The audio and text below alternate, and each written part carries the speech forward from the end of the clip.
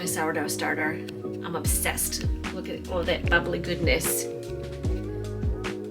So I am new to the sourdough journey. I started in January, and there is so much learning curve that you need to learn before you make this bread. And it seems intimidating because there's so many steps and everything, but I'm gonna leave the link down below for the sourdough starter that I use. It's from somebody called Clever Carrot. The only thing that I do different for any sourdough recipe that I do, some of them call for like elkhorn flour. I don't even know what an elkhorn is. Elkhorn or rye flour or whole wheat flour, but I'm never gonna use those flours for anything else. So the only thing I do is I buy all-purpose flour, organic, unbleached. Get it at Costco. Super, I think of the 2-pack was like $11.99. But you must use unbleached all-purpose flour, because if you use bleached, you're not gonna get the same results. So I'm gonna feed mine right now because I'm giving Hannah all the bagels that we're gonna be making today. Look at that. This has been in the refrigerator for 2 days. I am so obsessed I can't even stand it. So what I'm gonna do now, because I wanna jumpstart this, I just hid the scale. Right here. What do I do with it? Behind me. Oh, it is, yeah. Now here's another thing that I've done lately is I've found this guy who does a ton of sourdough on YouTube. He's like, why are you discarding? Just feed what it is. So I've not been discarding. I'm just gonna feed what's in here, but I want this to grow pretty fast. So I'm gonna add 50 grams of flour to this. Just goes right on top. And then 50 grams of water. And I just use regular tap water. I've got this reverse osmosis thing right here. And typically, for anyone who doesn't know, you would take half of that out, discard it, save it for later. If you just Google sourdough discard recipes, you'll find a million of them. But I'm finding this method works best for me because then I only have the one container. And but as you watch videos and stuff like that, it's your own journey is what I've basically learned about this. Like I made yesterday dill and cheddar, White cheddar and white dill. cheddar loaf for Hannah. I put my inclusions when I did my folding method. People were losing their mind. They're like, what are you doing? Why are you adding it here? Why didn't you shred the cheese? Why? And I was like, it's my bread. Do it, you won't. Yeah, do it, you won't. And that's just the thing. I think that people are intimidated by it. But the more you work with this dough, the more you understand its nuances. And then I just take just a chopstick. And I'm just making sure that this is all incorporated, and I go in the middle to make sure there's no loose flour. And then I'm gonna put it on something called a seed mat, and we'll have a link for that down below. Because I keep my house cold, the mat helps the yeast grow. And you don't want to put, like this is airtight. I don't want it airtight because I need the organisms that are in the air to make the yeast. So that's basically what we're doing is we're making homemade yeast. And this can take anywhere from 2 to 8 hours to get to where it needs to be. You'll know when it's ready because it just bubbles up. It's gonna probably get up to about here. And then you want it to be flat. If it's concave, that means it's fermented too much and your bread won't rise as much. But there's something called a float test. If you just take some of your starter, put it in a glass, as long as it floats, you're ready to go. If it sinks to the bottom, it's either underproofed or overproofed. So, and like I said, the more you do it, the more you'll figure it out. So we're just gonna set that over there for now. Yeah.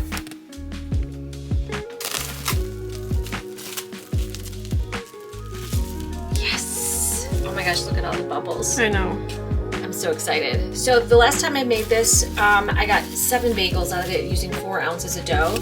We'll see, because this has been bulk fermenting for 2 days, if it's the same. But what I like to do is just wet my hand. You don't need any flour on your board because the tension is, you need that to kind of get the shape. And we'll see how close we are to 4 ounces. 4.24. We're almost there. There we go. So now we have our 4 ounces of dough, and what I like to do is just take my hand and just shape it this way. It kind of gets taut and the gluten strands do something, I don't know. But then what I like to do is just poke my thumb and pull it.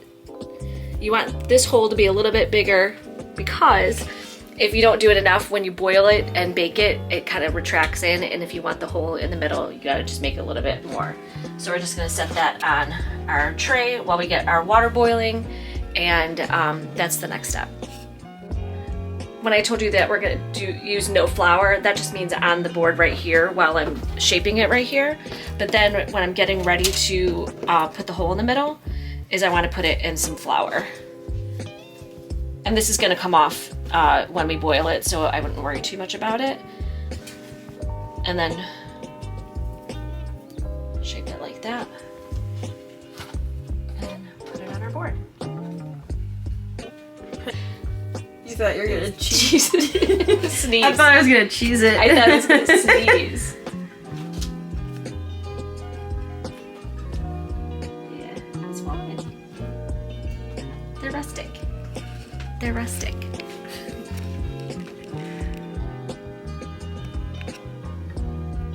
They're gonna turn out perfect. And they're gonna be covered in stuff anyway, so it doesn't matter. Yep. Okay. So we've got just some really good Cabot cheddar cheese, extra sharp. So I'm gonna shred that for when the bagels come out of the boiling water. And then somebody else had said to me,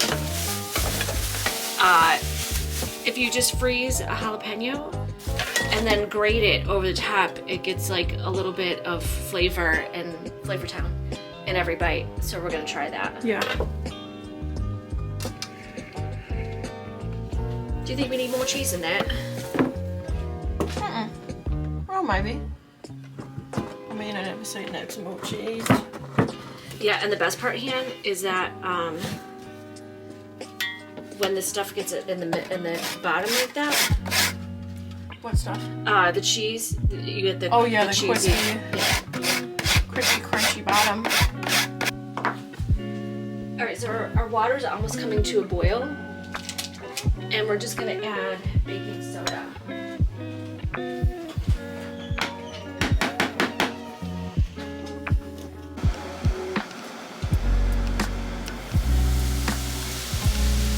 Baking soda?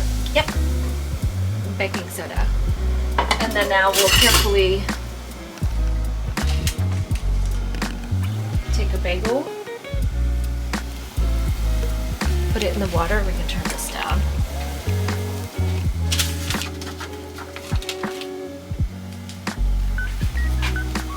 And like 30 seconds aside, and then we're gonna flip it. But don't skip on the baking soda. Other recipes also call for sugar, honey. You can use any of those things. I like the texture of baking soda. So now we're just gonna maybe 10 more seconds. They've already puffed up. Yeah. Now we're gonna flip it. I feel like this gets you the chewy. Yeah, and it's also gonna help with the color too when we bake it. And then just having a slotted spoon like this, you're gonna try to get as much liquid off as possible before we put it back on the baking sheet. And we've got the oven preset to what time? 425. And how long do they cook for? 20 minutes. Nice. And then I always go like that. I think my holes could be a little bit bigger, but we'll see how that works. Boom. I like to do an egg white wash. For some reason, this is stinky to me if it's on there. So I'm just the yolk. Yeah, it's like that's all I taste. Like smell and taste is like egg. But with the egg white, I'm still gonna get a beautiful color on it. Let me get a fork really quick. Do we still need the oven or the stove on? We don't. Okay, perfect. Thank you for being Safety first. the sous chef. Production's on it. Yes, production is on it. So now we're just gonna brush the top with egg white. And some of the holes aren't as big, but you know what? It doesn't really matter. It doesn't matter because it's gonna taste amazing. And when you see these come out of the oven, you're just gonna die. You're gonna DIE and DROOL. Yeah. DUH. Duh. All right, so we're gonna do all of them cheese. Yes. Just over the top. Do you feel like you want any flaky sea salt on top of yours? Yeah. Okay. I think we'll put flaky sea salt on all of them. Yeah. And then we're gonna grate the jalapeno over 3 of them. Wow. We have a big of flaky sea salt. Flaky sea salt is just exactly that. It's like flakes. And it's meant to be a finishing salt. You wouldn't use this in like baking, like you would in your cookies or anything like that. No, it's just to be like on top. Yeah. So we're just gonna put a little bit of salt on top of each. Like my mouth is watering already. Mm-hmm. The jalapeno smells so fresh. Yeah. But I'm a baby. Your mom's fresh. All There right. she is. Throw one in the oven.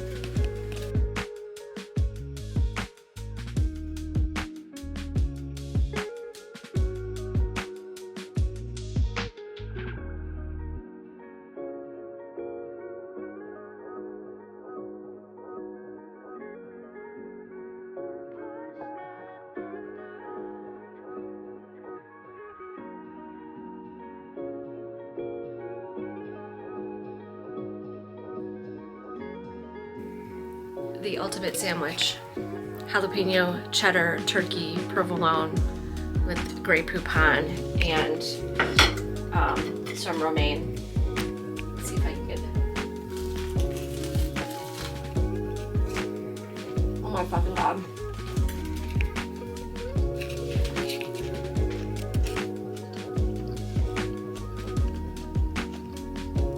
There's no words.